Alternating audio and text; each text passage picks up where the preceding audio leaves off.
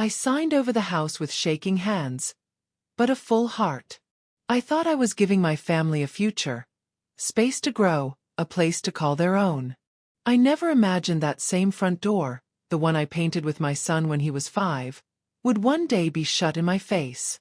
"We think it's time you found somewhere else to live," my daughter-in-law said. And just like that, I realized I had handed them the keys to more than a home. I had given them permission to forget me. My name is Margaret. I'm 74 years old, and I used to believe love could never go unrecognized. That if you poured yourself into people, into a child, into a family, then that love would form a circle. It would come back. Maybe softer, maybe slower, but it would always return. That was a belief I held on to like a thread for most of my life. Until the day my son and his wife looked at me with polite smiles and asked me to leave the home I had once bled into. But that isn't where the story begins. It starts with a simple wish, the wish every mother has, to give their child more than they had. I raised my son, Aaron, in a modest 2-bedroom bungalow at the edge of town. His father died when Aaron was just 3. A drunk driver, a rainy road, a phone call that hollowed me out. From that moment on, it was just the two of us. I worked double shifts at the diner. On Sundays, I cleaned houses for extra cash. Aaron never knew what it felt like to go without dinner, even if it meant I went without lunch. He was my world, my reason. Every scraped knee, every science fair, every college application. I was there, always clapping the loudest, even if I was still in my waitress uniform. When he married Lindsay, I smiled through the nerves. She was elegant, educated, cool in the way women in magazines seemed. High heels even at family barbecues, soft perfume that lingered in hallways. She didn't warm to me immediately, but I thought that was okay. Relationships take time, don't they? I tried. God knows I tried. When they had their first child, Emma, I baked casseroles, offered to babysit, even crocheted tiny sweaters with their initials. I thought, this is the moment love comes full circle. But Lindsay never seemed to look me in the eye. There was always some reason I was too much, or not quite needed right now. Still, Aaron assured me everything was fine. "She's just adjusting, Mom. Give her space." So I did. I made myself smaller, more helpful, more careful. Then, a few years later, they started looking for a new house. Something with space for the kids. I could see the stress in Aaron's eyes. The market was tight, Lindsay had expensive taste, and the down payment they needed just wasn't coming together. That night, I lay in bed staring at the ceiling fan, and a thought came to me, clear as a bell. Give them the house. The one I'd lived in for over 40 years. The one I'd paid off with the calluses on my hands and the tips from strangers. The one with Aaron's growth chart still penciled on the kitchen wall. I had some savings. I could downsize. Find a small apartment, or maybe build a little guest house in the back if they'd let me. So the next morning over coffee, I said the words. "What if I transferred the deed to you and Lindsay? You can have the house. Raise the kids here. I'll build something small out back." Aaron's eyes filled with tears. "Are you sure, Mom?" "I've never been more sure," I told him. "It's just wooden walls. What matters is that it keeps you all warm." He hugged me like he did when he was 10. And for a little while, everything felt right again. The guest house was modest.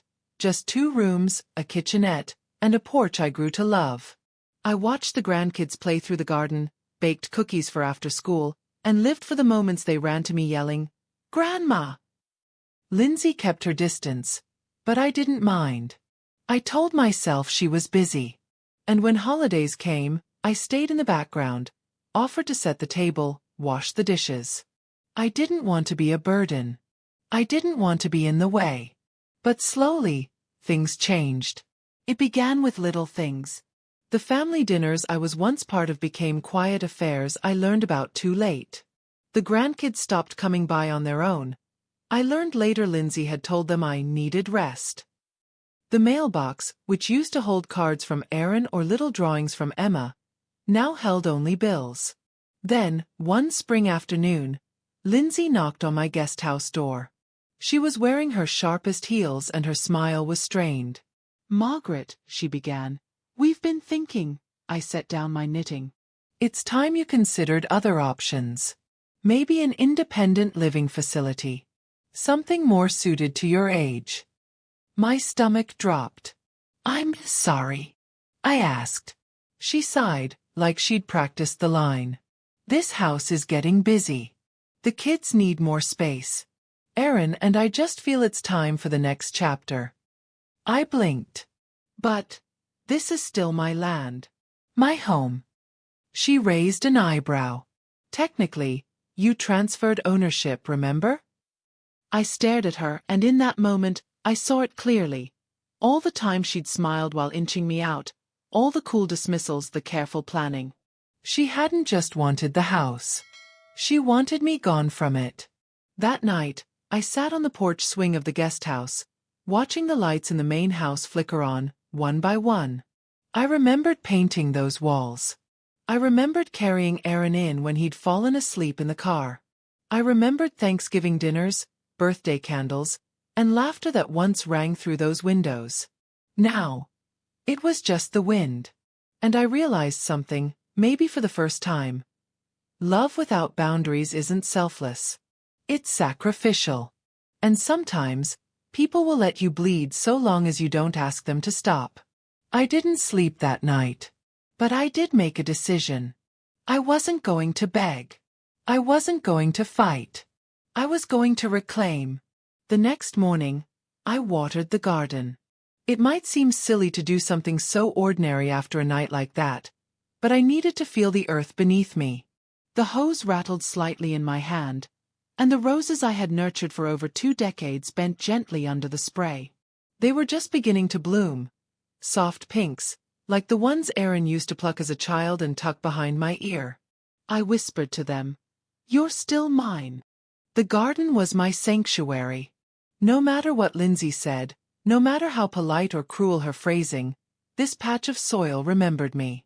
And so did the house, whether it wanted to or not. After Lindsay's suggestion, Erin avoided me. He didn't come to the guest house.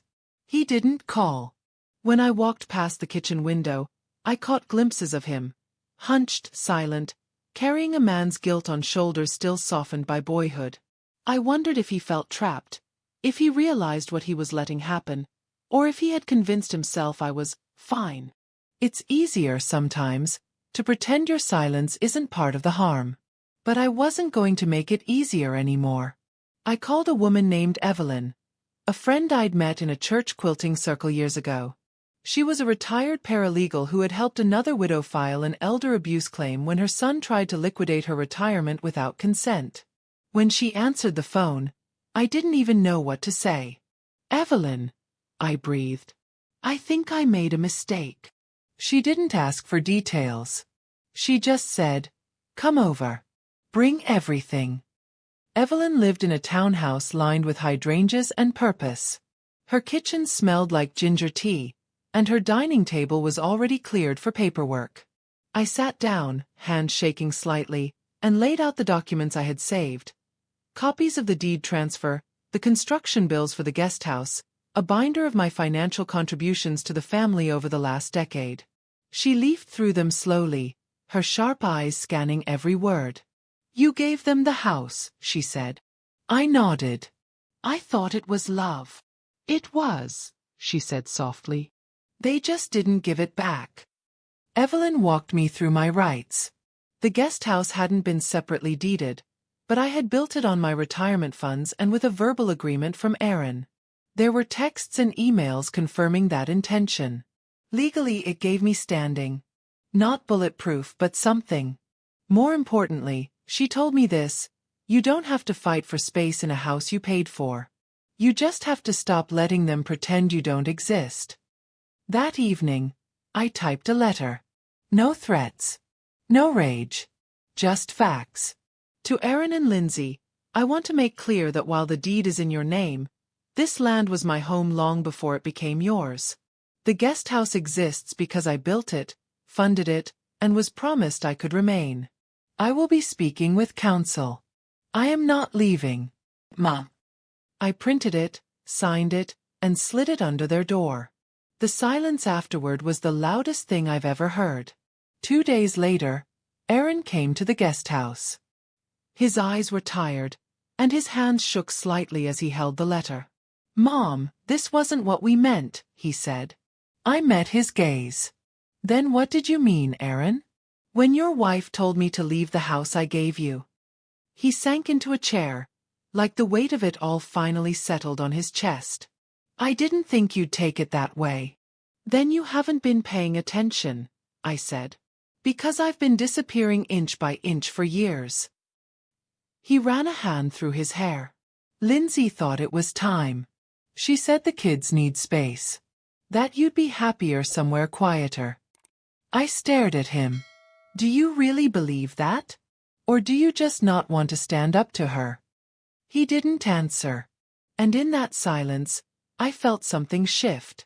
The next day, a different knock came. This time, it was Lindsay. She wore her best passive-aggressive smile. We received your letter. I nodded. She glanced around the guest house with thinly veiled distaste. This isn't about the house, is it? It's about control. I smiled, slow and soft. No. It's about dignity. She straightened. We thought you'd be more grateful. We gave you a place to live. I laughed, gently. You lived in my house for 5 years rent-free. You dined at my table. You let your children play in my garden. You've had nothing but my generosity. But now you want me gone? And expect me to thank you for it? Her lips parted, then closed again. You'll hear from my lawyer, I added. She turned and left. No goodbye. No denial. Just silence. I did hire a lawyer. Someone Evelyn recommended. A young woman named Melissa who looked like she could snap in two but had fire behind her eyes. She reviewed everything. The texts. The receipts. The agreement. We have a solid claim, she told me. It's not about taking the house back. It's about protecting your right to stay. She filed an injunction to prevent any changes to the property without notifying me. And then we waited. Meanwhile, I made changes of my own. I put up a new lock on the guesthouse door.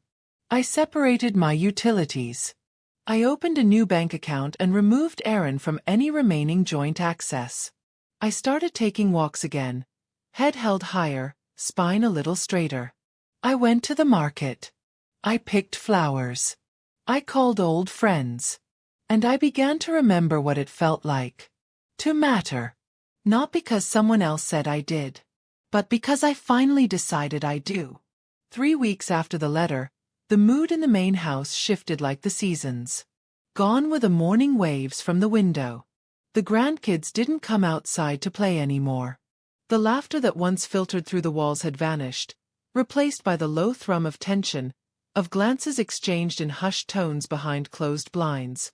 But I wasn't rattled. I'd spent too many years apologizing for breathing. I wasn't doing that anymore. One morning, I stepped outside to clip herbs from my little garden bed. The rosemary was thriving, stubborn and wild, like me. As I knelt down, I heard the side door of the main house swing open. It was Aaron. He stood there in a soft gray hoodie, holding a manila envelope. His hair was tousled, his face pale. I wanted you to have this, he said, walking over. I brushed the soil from my hands and took the envelope. Inside was a printed letter. Typed, neat, sterile. We acknowledge your concerns regarding your residence on the property. In the interest of avoiding legal complications, we will allow you to remain in the guest house for the remainder of the year. After which, we request that you vacate. I stared at the paper. The word seemed so polite. So final. So cowardly. I looked up at Aaron. You couldn't say this to my face? He winced. Lindsay drafted it. I nodded. Of course she did. I folded the letter slowly, evenly, and looked him in the eyes. I'm not going anywhere. The next day, Melissa, my lawyer, filed a formal residency dispute with the county. We're not giving up the house, she clarified. But we're drawing a boundary. Legally and emotionally. She was young but sharp. I trusted her. She reminded me of myself in my nursing days. Soft-spoken until something mattered, and then fierce as fire. We'll start with an affidavit of occupancy, she explained. And we'll have a real estate mediator look at your financial history and contributions. Your paper trail is better than most people realize. I kept everything, I said, almost apologetically. Good, she smiled. That means you were never stupid. Just trusting. The local mediator's report came back 2 weeks later. It detailed every payment I had made toward utilities, taxes, repairs, and maintenance in the last 5 years. It acknowledged that while the house deed was in Aaron's name, the guest house was constructed using funds solely from my retirement, with documented text and email records of intent. Not ironclad, Melissa admitted, but strong enough to send a message. And we did. We filed a cease and desist notice. No more verbal evictions. No more power plays. No more pretending I didn't belong. That's when Clara retaliated. She started with passive aggression, refusing to make eye contact when we crossed paths. Then came the noise. Loud music during the hours I usually read, slamming doors, letting the sprinklers run right against the guesthouse porch so I couldn't sit out without getting wet. I stayed quiet. Until the day I saw her walking the property line with a tape measure and a man in a suit. I stood in my garden, hands on my hips, and called out, "Planning a funeral or a fence?" She didn't answer. But later that night, I heard Aaron's voice outside the guesthouse door. He knocked softly. "Mom." I opened the door and stared. "She wants to build a privacy fence," he said. "Between the house and the guest house. Says she needs space." "She already has it," I said. "I tried to talk her out of it," he whispered. "She's upset." I raised an eyebrow. "She wants to erase me. Not fence me in. And you're letting her." He looked down. I sighed. "Tell her to go ahead and build it. She can block the view, but not the truth." The next week, I came home from the grocery store and saw the workers beginning to drill into the soil. A tall wooden fence, 6 feet high, slowly crept across the lawn. But as I watched it rise, I didn't feel anger. I felt freedom. Because it was no longer my job to be included. It was my job to protect my peace. The grandkids started sneaking over. At first it was just Sam, the youngest, who came by for cookies. He'd knock softly, then wrap his arms around my waist like nothing had happened. "Mom says I shouldn't be here," he confessed once, chocolate chips on his cheek. "But I miss you." I bent down, brushed the crumbs from his face. "I miss you too, sweetheart. And my door is always open." Then Emma came. She was older now, 13 going on 30, but her hug was still full of truth. "They say you're causing trouble," she said shyly. "But you're just being brave." I didn't cry in front of her. I waited until she left. And then I wept into a tea towel, grateful that even one soul in that house saw me for who I was. Meanwhile, Lindsay and Aaron kept their distance. Melissa continued filing responses. The mediator submitted final statements to both parties. And one evening, just before sunset, a formal letter arrived. "This is to confirm that Margaret retains full rights to remain in the guest house until her death or voluntary relocation, provided no criminal or disruptive behavior occurs. This agreement is binding and recorded." I read it 3 times. I didn't laugh. I didn't cry. I just whispered, "I told you I wasn't going anywhere." Later that week, I saw Clara standing by the garden fence. She didn't speak. Neither did I. We just stared at each other for a long moment. 2 women with nothing left to say. And I felt no hatred. Just release. Because I had stopped waiting for love to come from people who only knew how to take. That night, I made a pie. Apple cinnamon. Erin's favorite. I left it on the porch of the main house. No note. No expectations. Just a reminder that even after everything, I could still be kind. But never again at the cost of myself. Fall settled over the town with that familiar quiet, the kind that rustles in trees and clings to windows like memory. The garden grew sleepy. My roses withered into the soil, and the porch swing creaked in the evening wind. The guest house, small and modest, became my sanctuary more than ever. Not because it was all I had, but because it was all I needed. The fence stood between us now. Tall, wooden, and unfinished in places. It didn't block out everything. I could still hear bits of conversation from the main house. Sometimes laughter. Sometimes silence. But it didn't pierce like it used to. That kind of ache only stays when you still have hope. And I didn't. Not anymore. But I did have peace. Emma visited more often. She'd knock gently, holding a book or some excuse about needing help with a school project. I knew she just missed the softness. The stillness. A place without judgment. One evening, she curled up on the couch with a cup of cocoa and said, "Mom said you built this house with guilt." I looked at her. "What do you think?" She shrugged. "I think you built it with love. And maybe Mom doesn't know what that kind of love feels like." I smiled, pulling the blanket over her legs. "That's because she's never had to learn how to survive with just herself." Emma looked up. "But you did." "Yes," I said quietly. "And I survived with grace.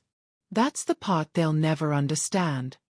A week later, I received a letter in the mail. From Erin. He hadn't spoken to me directly in months, not since the legal agreement had been finalized. The envelope was plain. My name in his handwriting. Still the same slanted loops he had in 5th grade. I opened it slowly. "Mom, I've spent a lot of time thinking. About who I've become. About what I let happen. I didn't protect you. I let Lindsay convince me that you were in the way, that your generosity was control. But you gave me everything. You gave us everything. I watched you defend yourself with grace. You never raised your voice. Never fought with venom. You just held your ground. I don't know if I deserve forgiveness. But I want to try. Erin." I read it 3 times, then folded it gently and set it beside the locket I wore on special days. The one that still held his baby photo, even after everything. I didn't reply immediately. Instead, I baked another pie. I didn't leave it on the porch this time. I knocked. Lindsay answered, surprised. Her arms crossed before she even said hello. "I'm not here to argue," I said. She nodded once, stiffly. "I'm here to say thank you," I added. "You showed me something I hadn't realized." Her brow furrowed. "You taught me that giving without limits isn't love, it's erasure." She scoffed softly. "So this is your lesson moment?" "No," I said gently. "This is closure." I handed her the pie. "Give it to Erin. Or throw it out. That part's up to you." And I turned and walked back to the guest house without waiting for a word. That night, Erin knocked. He didn't bring a speech. He didn't bring excuses. Just 2 mugs and a thermos of coffee. "Can we sit on the porch swing?" he asked. We did. The wind rustled the leaves around us, and for a while, we didn't speak. Then he said, "The kids ask about you all the time." "I see them when I can," I said. "But I won't be treated like a hidden secret." "I know," he whispered. "And I'm sorry." We sat in silence again. Finally, he looked at me. "Can I ask something?" I nodded. "Would you ever consider coming inside? For Thanksgiving this year?" I looked out across the yard, the fence still casting its shadow across the grass. "I'll come," I said. "But not through the back door. Not quietly. If I'm coming, it'll be as your mother, not as a guest." He nodded, eyes wet. "You deserve that. You always did." Thanksgiving came. I wore my best dress, the navy one with pearl buttons. I pinned up my gray curls and set a pie in the center of a basket wrapped in cloth. When I walked to the main house, I didn't knock. I opened the front door and stepped inside. Tall, calm, whole.